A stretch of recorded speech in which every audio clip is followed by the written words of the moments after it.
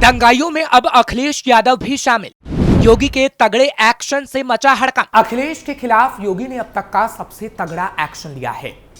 हुआ कुछ यूं कि अखिलेश यादव भी दंगाई बन गए। अखिलेश यादव कसाई तक बन गए, जिसके सबूत योगी ने दिए हैं। लेकिन अखिलेश के खिलाफ भी ऐसा एक्शन लिया गया है कि अब सपा के कई बड़े नेता भागे भागे फिर रहे हैं। नमस्कार, कैपिटल टीवी देख रहे हैं आप। मैं हूं आपके साथ हर्ष भारद्वाज। उत्तर प्रदेश के मुख्यमंत्री योगी आदित्यनाथ ने बरेली में कार्यक्रम के दौरान समाजवादी पार्टी के राष्ट्रीय अध्यक्ष अखिलेश यादव पर एक बयान दिया है और जमकर जुबानी हमला बोला। सीएम ने कहा कि गौकशी करवाने और कसाईयों से संबंध रखने वाले समाजवादी पार्टी के लोग गौ माता की सेवा के बारे में क्या जानेंगे। उन्हें तो गौ माता के गोबर से दुर्गंध ही मिलेगी। सीएम ने राज्य में कानून व्यवस्था के संदर्भ में भी टिप्पणी की है। उन्होंने कहा कि अब सब दंगाई चूहे की तरह बिलबिलाते हैं, लेकिन बाहर निकलने का साहस नहीं कर पाते, क्योंकि उन्हें मालूम है कि दंगा करेंगे तो इसका परिणाम क्या होगा। हालांकि इससे पहले मुख्यमंत्री योगी आदित्यनाथ ने मंगलवार को बरेली में 933 करोड़ रुपए की 132 विकास परियोजनाओं का लोकार्पण और शिलान्यास किया। मुख्यमंत्री ने राज्य में आपातकालीन स्वास्थ्य सेवाओं को मजबूत करने के लिए अत्याधुनिक जीवन रक्षक सुविधाओं से लैस 2554 नए एम्बुलेंस वाहनों को भी हरी झंडी दिखाई। दंगाइयों और कसाईयों का साथ देते हैं अखिलेश। मुख्यमंत्री ने कहा, पिछले 8 साल में 44 मेडिकल कॉलेज बने हैं। पहले की सरकार हर जिले में माफिया बनाती थी। हमने 1 डिस्ट्रिक्ट 1 मेडिकल कॉलेज बनाए। अब बरेली बदल चुका है। पहले अखिलेश सरकार में दंगा होता था, लेकिन अब सब चंगा रहता है। अब दंगाई अंदर बैठकर बिलबिलाते हैं। अखिलेश यादव और मायावती की सरकार पर निशाना साधते हुए सीएम योगी ने कहा, पिछली सरकारों ने बरेली को झुमके से जोड़ा, हमने नाथ नगरी की पहचान दी, विकास से जोड़ा। अब बरेली स्मार्ट हो चुका है, देश दुनिया में धमक से आगे बढ़ रहा है। स्मार्ट सिटी में स्मार्ट नागरिकों को सेफ सिटी भी देने आए हैं। आवारा पशु के मुद्दे पर भी योगी ने सपा को घेरते हुए कहा, बेसहारा पशु सपा ने दिए, हमने कसाईयों को जहन्नुम भेजा तो अखिलेश को परेशानी हो गई, क्योंकि अखिलेश हमेशा कसाईयों के साथ नजर आते थे। वो कहते हैं कि गौशालाओं से बदबू अखिलेश यादव को आती है। सपा वाले ही गौकशी कराते हैं, कसाईयों से संबंध रखते हैं, इसलिए उन्हें गौ माता की सेवा करने में दुर्गंध आती है। हमारे मंत्री गौ संरक्षण कर रहे हैं, गौ संरक्षण के माध्यम से गौ माता का पुण्य और अनुदान भी पा रहे हैं, लेकिन अखिलेश हमेशा कसाईयों का साथ देते हैं। अखिलेश ने अपनी सरकार रहते दंगाइयों को क्यों बचाया? ये वही प्रदेश है जहां मुख्तार अंसारी जैसे माफिया को पार्टी में लेने के लिए कतार लगती थी।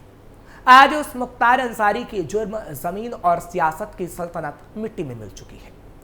उत्तर प्रदेश में योगी आदित्यनाथ की सरकार बदलाव ले आई है, जो सड़कों पर नजर आता है, निवेश में नजर आता है, कानून व्यवस्था में नजर आता है, किसान के खेत में भी दिखाई देता है और राशन की दुकानों पर भी। ये उत्तर प्रदेश के लिए किसी सपने जैसा रहा, लेकिन उत्तर प्रदेश को सतर्क रहना होगा। यूपी को जुर्म, बेरोजगारी, दंगों, कुशासन के दलदल में धकेलने वाली ताकतें फिर से साजिशें रच रही हैं।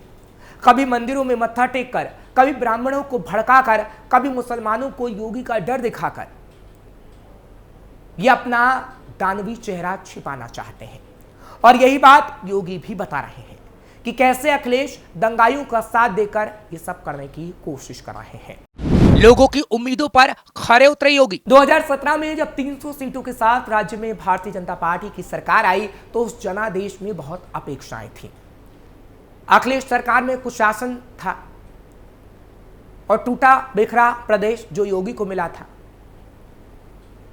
जहां जुर्म ही जुर्म होता था, माफिया राज करता था, जहां बिजली का तो पता नहीं था, जान माल हर वक्त खतरे में रहती थी, जहां सामूहिक दुष्कर्म पर सरकार की ओर से बयान आते थे, लड़कों से गलती हो जाती है, जहां एक वर्ग विशेष हर किस्म के जुर्म के लिए आजाद था, दंगे के लिए भी।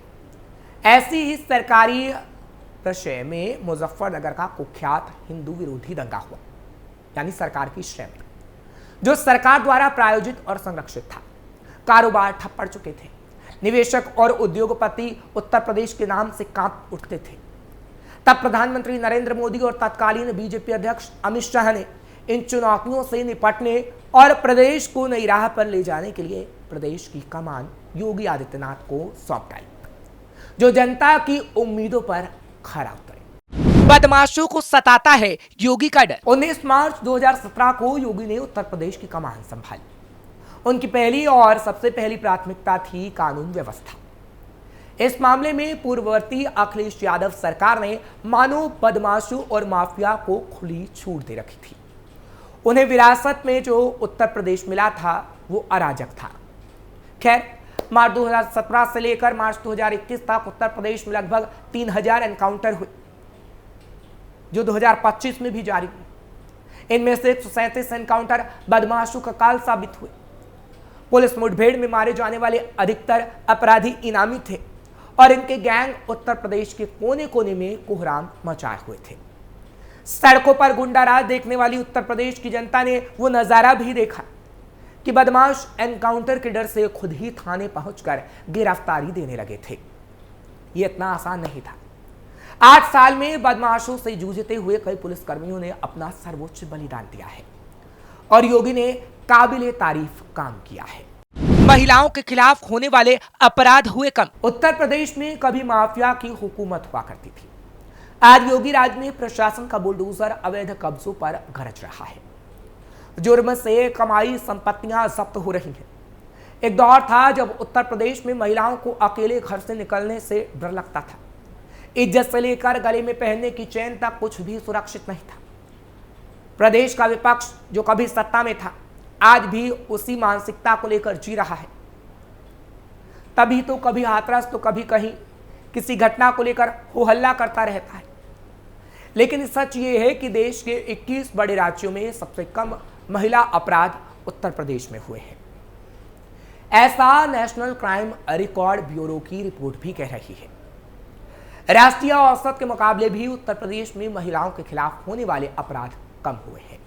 अखिलेश यादव पर अब जनता नहीं करती विश्वास। कहा जाता है कि इंसान का अतीत उसका पीछा कभी नहीं छोड़ता। उसके बुरे कर्म जब तब उसके सामने आकर खड़े हो ही जाते हैं। कुछ ऐसा ही हो रहा है सपा मुखिया अखिलेश यादव के साथ। उत्तर प्रदेश के विधानसभा चुनाव में जनता का समर्थन हासिल करने के लिए वो जी तोड़ मेहनत कर रहे हैं, लेकिन अतीत में उनकी सरकार के दौरान किए गए काम उनकी राह का सबसे बड़ा रोड़ा साबित होते हैं, क्योंकि उनका दंगाइयों का साथ देना उन पर भारी पड़ जाता है। अखिलेश ने दंगाइयों को बचाया। जब अखिलेश मुख्यमंत्री बने तो मुख्यमंत्री बनते ही और अखिलेश यादव की सरकार बनी तो उन्होंने जेलों में बंद मुस्लिम युवकों की रिहाई के लिए मुकदमे वापस लेने की तैयारी शुरू कर दी। ऐसा करते समय उन्होंने अपराध की गंभीरता तक को नजरअंदाज कर दिया। मुस्लिम समुदाय को लुभाने के लिए अखिलेश यादव की सरकार ने 7 मार्च 2006 को वाराणसी के संकट मोचन मंदिर और बनारस कैंट रेलवे स्टेशन समेत कई स्थानों पर हुए सिलसिलेवार बम धमाकों, 31 दिसंबर 2006 को रामपुर स्थित सीआरपीएफ शिविर पर हुए आतंकी हमले और 23 नवंबर 2007 को लखनऊ, वाराणसी और फैजाबाद की कचहरी पर हुए सिलसिलेवार बम धमाकों जैसी गंभीर आतंकी घटनाओं तक के आरोपितों पर दर्ज मुकदमे वापस लेने की कोशिश की थी। लेकिन न्यायालय के हस्तक्षेप के कारण सरकार आतंकवाद की घटनाओं के आरोपितों पर दर्ज मुकदमे वापस नहीं ले सकी थी। दुर्दांत आतंकी घटनाओं को अंजाम देने के लिए जिन आरोपितों के मुकदमे अखिलेश सरकार ने वापस लेने की कोशिश की, उनमें से कई को न्यायालय ने दोषी मानते हुए सजा सुनाई थी। लखनऊ, वाराणसी और फैजाबाद कचहरी में हुए सिलसिलेवार बम धमाकों के आरोपी यूपी हुजी चीफ तारिक कासमी को अदालत ने साल 2020 में उम्र कैद की सजा सुनाई। इसी तरह रामपुर स्थित सीआरपीएफ के शिविर पर आतंकी हमले के 4 दोषियों को फांसी, 1 को उम्र कैद और 1 दोषी को 10 साल कैद की सजा सुनाई गई थी। कट्टरपंथी मुसलमानों को खुश करते हैं अखिलेश यादव। अदालत के फैसलों से ये साफ है कि अखिलेश यादव की सरकार कट्टरपंथी मुसलमानों को खुश करने के लिए आतंकवाद की घटनाओं में शामिल लोगों के मुकदमे वापस लेने का राष्ट्रघाती कदम उठाने जा रही थी। इतना ही नहीं, इन आरोपितों को गिरफ्तार करने वाले पुलिस के अधिकारियों का उत्पीड़न करने में भी उस समय अखिलेश सरकार ने कोई कसर नहीं छोड़ी थी। कचहरी सिलसिलेवार बम धमाकों के एक आरोपी खालिद मुजाहिद की पेशी के लिए फैजाबाद कचहरी ले जाते समय तबीयत खराब होने से 18 मई 2013 को उसकी मौत हो गई। बम धमाकों के आरोपी की मौत से अखिलेश यादव इतना बौखला गए थे कि उन्होंने तत्कालीन एडीजी कानून व्यवस्था ब्रजलाल, पूर्व डीजीपी विक्रम सिंह समेत 42 पुलिस अधिकारियों और कर्मचारियों पर गंभीर धाराओं के अंतर्गत मुकदमा दर्ज कराया था। यानी ये साफ है कि अखिलेश यादव हमेशा से दंगाइयों का साथ देते रहे हैं और इसलिए योगी ये बात कह रहे हैं, क्योंकि ये बात 100 आने सच है और इतिहास के पन्ने भी यही बताते हैं। फिलहाल आपको ये खबर कैसी लगी कमेंट सेक्शन में जरूर बताएं। खबर को लाइक शेयर करें, कैपिटल टीवी को सब्सक्राइब जरूर करें।